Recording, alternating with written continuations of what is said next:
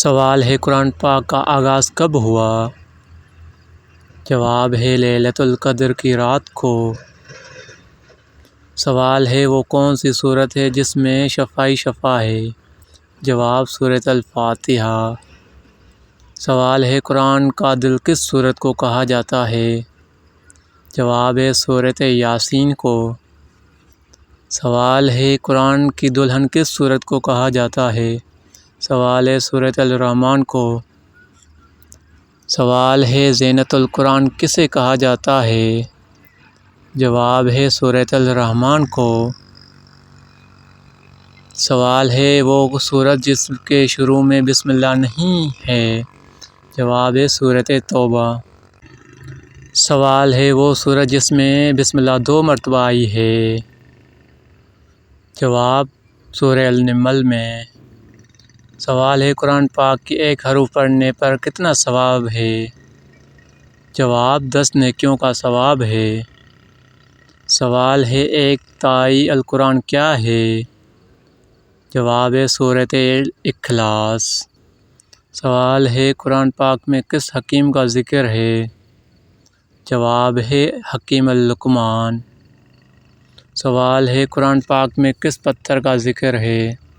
جواب ہے یاقوت کا ذکر ہے۔ سوال ہے قرآن پاک کے مطابق ناقابل معافی گناہ کون سا ہے؟ جواب ہے شرک ہے۔ سوال ہے قرآن پاک کا موضوع کیا ہے؟ جواب ہے انسان۔ سوال ہے قرآن پاک میں سب سے پہلے کس نبی کا ذکر ہے؟ جواب ہے حضرت آدم علیہ السلام کا۔ سوال ہے قرآن پاک میں کتنے آسمانی کتابوں کا ذکر ہے؟ جواب ہے 3 زبور، توریت، انجیل۔ سوال ہے خواتین میں قرآن پاک کی پہلی حافظ کون ہے؟ جواب حضرت حفصہ بنت عمر۔ سوال ہے جامع القرآن کس کو کہا جاتا ہے؟ جواب ہے حضرت عثمان غنی کو۔ سوال ہے باب القرآن کس کو کہا جاتا ہے؟ جواب ہے سورۃ الفاتحہ کو۔ سوال ہے قرآن پاک میں کس صحابی کا ذکر ہے؟ جواب حضرت زید بن حارثہ کا۔ سوال ہے پہلے خلیفہ کا کیا نام تھا؟ جواب حضرت ابوبکر صدیق۔ سوال ہے دوسرے خلیفہ کا کیا نام تھا؟ جواب حضرت عمر فاروق رضی اللہ تعالیٰ عنہ۔ سوال تیسرے خلیفہ کا کیا نام تھا؟ جواب حضرت عثمان غنی۔ سوال ہے چوتھے خلیفہ کا کیا نام تھا؟ جواب ہے حضرت علی علیہ السلام۔